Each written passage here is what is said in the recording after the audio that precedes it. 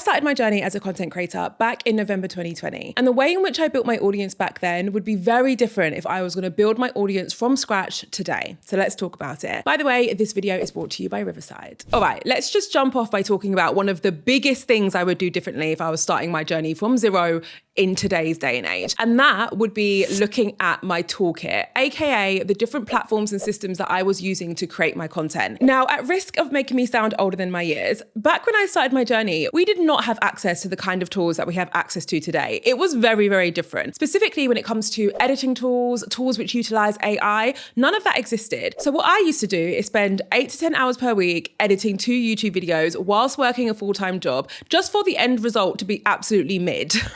Now, fortunately, I was able to hire a video editor like 6 to 8 months into my journey, and that massively helped me. Nowadays though, creators have access to tools which will allow them to edit their videos quickly and efficiently and have a high quality end result. So let's go behind the scenes of one of my favorite tools, Riverside, so that you can see how to actually do this in practice. Now, if you're new to Riverside, it's essentially a virtual studio which makes editing and recording your content to the highest quality easily accessible to everyone. I've actually been using Riverside for years. It is the main platform that I use for my podcast, The Creator Project. So if I was starting my journey from zero, I would use Riverside to record my content, yes, but also to edit my content. So this is the behind the scenes of my Riverside account. I'm going to go into my demo account where you can see that I've already uploaded a clip from a YouTube video. So I would record my YouTube videos and then I would upload them to my Riverside account. I would then use Riverside to edit my videos. Again, can't stress enough how much I did not have access to these tools in the beginning. So there are a couple of tools that I would utilize. If we click on the edit button here, it's going to open up the entire video clip for me. So in addition to your basic editing tools, such as trimming the length of your videos, deleting parts from your videos, of course, you can do that all using Riverside. But the tools that I would use, which would really speed up the process for me, are these ones. So one of the things which would take me a while to do when I was editing my videos back in the day would be to remove like unwanted silences from my video content, because little behind the scenes, and we break the fourth wall for you. When I'm filming, I will often take a break to look at my notes so that I know the next section that's coming up. And obviously I want to edit those parts out, and that would often take me quite a while. However, if I had access to Riverside back in the day, what I'd be able to do is actually click the set pace button, and then I'd be able to change the pacing of my entire video by removing the silences within my clip. So I can essentially make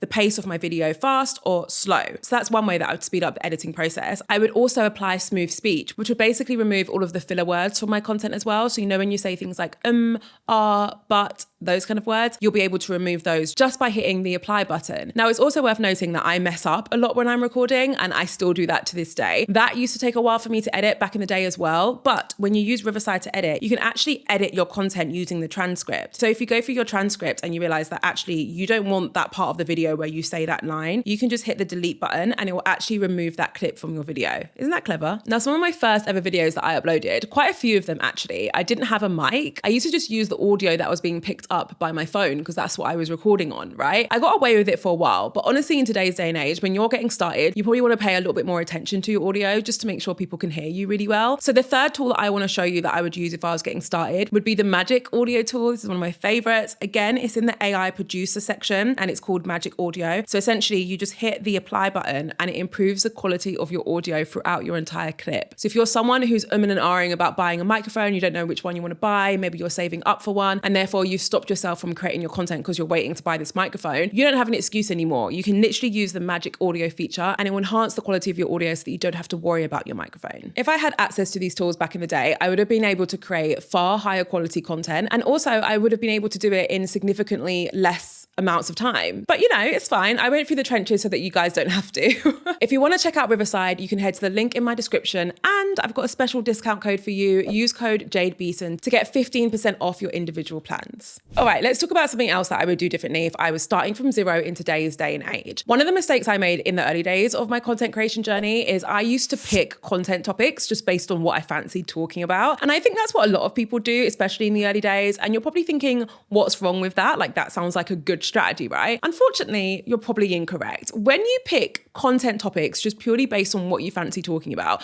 there's a big chance that you are missing out on content topics which are still related to things that you're interested in, but that are far more likely to actually perform well for you. The reason for this is when you start creating content as a business, so as a content creator, as a business owner, you actually have to start picking topics based on what you think your audience will enjoy versus what you will enjoy. Hopefully, if you've picked your niche correctly, or if you're targeting the right audience audience, the two things will be pretty similar. So you should never be in a situation where you're talking about things that you really don't care about. The topic should always be something you care about, but the way in which you talk about them and the way in which you package them up should be to appeal to your audience rather than to appeal to you. Let me give you a real life example, because when I uploaded this video specifically to YouTube was when I realized that I was doing something wrong. I created a video which was all about how to pick a business name. Please do not laugh at me on my thumbnail, okay? I wanted to do this video because I was going through some of my old marketing textbooks, because yes, that was how bored I was at the time. And I found a section about picking a business name, and I just thought it was a really interesting topic. So I thought to myself, do you know what? I found this interesting, so I'm pretty sure everyone else is going to find this interesting too. And that was one of the worst performing videos that I've ever uploaded. Like, if you've not seen it before, it's probably because I've made it private by now, but oh my God, that video didn't perform well. Granted, there are probably other reasons why I didn't perform well, but a big reason is because the topic was not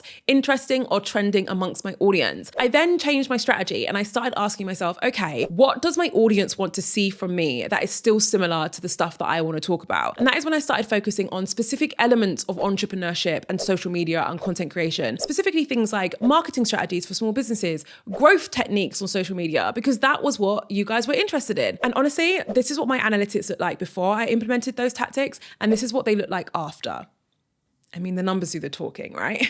The next thing that I would do if I was starting my journey from zero today is I would make my content work smarter and not harder. I don't really know if that phrase works in this context, but we're just going to roll with it. Essentially, back in the day, I was across YouTube and Instagram. Right now, I'm on more channels than that. But when I first started, I was across 2 channels, right? And when I say I used to reinvent the wheel when I was creating content for both of these channels, it was ridiculous. There was no synergy between those 2 channels. I would spend hours and hours and hours creating one YouTube video for 1 week, which would be all about building a community online. I would then sit down and spend another bunch of hours creating my Instagram content, which would be about something completely different. It would be about like how to manage your money as a creator. 2 completely different subjects. And if you're doing that right now, I need you to listen up, because there is a smarter way for us to do things. At the very basic level, we want to be theming our weeks when it comes to our content. This is specifically if you're across multiple channels, but really it's relevant if you create multiple different types of content. So if you do long videos as well as short videos, as well as emails or blog posts or photos, etc. You want to be theming your weeks. So let's say you're a self-development creator and you decide that one of your videos this week are going to be about journaling and how it's changed your life. Instead of picking a separate topic for the rest of your content for the rest of that week, use that topic as your central theme and create different pieces of content using that theme as inspiration. That way, your entire content creation process is going to be far more efficient. Everything from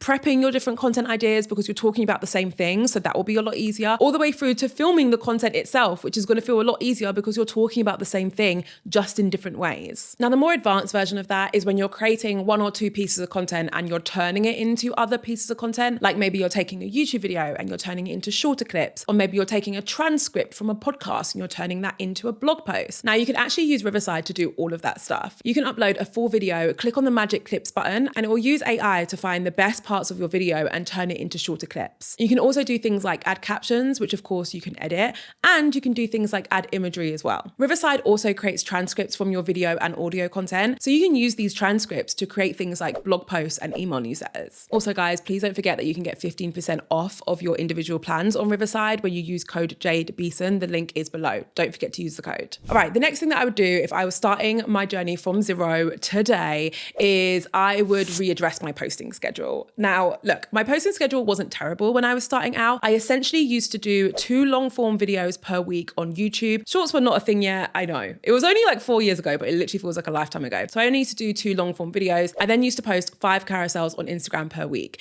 When I eventually started my TikTok channel, I would post 2 to 3 TikToks per day, which worked really well for me, but in no way was that sustainable. So you might be wondering, what would I do differently? Well, this is what my posting schedule would look like if I was starting from zero today. On YouTube, I would still post 2 long form videos per week. That has always worked super, super well for me. But I would also post between 3 to 4 shorts per week too. Shorts are amazing at helping you reach a broader audience, but for me, I'd have to ensure that there was a good balance between the two, because I really want people watching my long form videos. So I have to make sure I'm consistently posting long form videos too, right? On Instagram, I would not be posting 5 carousels per day because my God, have things changed since then. I would actually be posting 4 reels per week because reels are really great at helping you reach a new audience. And I would post 1 to 2 other pieces of content per week, which would either be a photo or a carousel or whatever I fancied posting. And that post would be something a little bit more personable, a little bit more behind the scenes of my life and my content, because that is the content that is performing super well on the platform at the moment. On TikTok, and this one might surprise you, I would probably only be posting 1 to 2 times per day, because at the moment, what works well on TikTok is having a schedule that you can stick to in the long run. So when I first started my TikTok channel a couple years ago, I was doing this 3-month launch plan. I posted a lot. I gained like 20,000 followers. It worked. And then I fell off the face of the earth. And I have not had a consistent relationship with TikTok since then, mainly because I have my own personal usage problems with TikTok. Like I can't keep on losing hours of my day just scrolling that app. Do you know what I mean? So I delete it all the time, but that's a conversation for another day. The point I'm making is that short burst of activity worked really well on TikTok back then. But honestly, if you wanted to build a real community on that platform and also have consistent amount of views on that platform, you really need to pick a posting schedule that you can stick with in the long term. So 1 to 2 times per day is significantly more realistic for that. One thing that I did do in the beginning that I would still do right now, if I was starting from zero though, is I would still give myself the weekends off. I have always given myself the weekends off from posting. Yes, I upload a YouTube video on a Sunday, but that's scheduled in advance. I don't do anything else. And I am so grateful for that, because on the weekends, I want to be so relaxed that I don't even remember what I do for a job. Do you know what I mean? I don't want to be posting. Last but certainly not least, the thing that I would do differently if I was starting from zero right now on social media is I would set myself up for success from day one. I would start treating my business like a business, and I would do that from day one. That includes things like having a separate bank account for my outgoings and incomings in relation to my content creation or the business that I'm running, right? I would do that from day one. I would also track my outgoings and ingoings from day one. I would set up a back end to my business. So yeah, I'm growing an audience on social media. That's amazing. Where do I want people to go after they see my content? Do I want them to join an email list? Do I want them to go to my website? And if so, I'm going to start linking to those things from the very beginning of my journey. I'd pay attention to my branding from the very beginning. I would be using consistent colors, consistent fonts across every single thing that I was creating so that I could really leverage brand recognition. And more than anything else in the world, I would take myself seriously. And that is something that I want you to do too. If you are creating content online, then you are a content creator. If you are selling a product or service online, then you're a business owner. There are no milestones that you need to reach before you can take yourself seriously and start identifying as those two things, right? All right, guys. So those are some of the things that I would do if I was starting my journey from zero today. Do not forget that you can check out Riverside via the link in my description, and you can get 15% off your individual plans when you use code Jade Beeson. If you feel like hanging around, I recommend watching this video. It's all about how you can build influence on social media, something that's not discussed enough, but really is probably the most important thing that you could gain through your social media growth. Thank you so much for watching. As always, I can't wait to see you in my next video.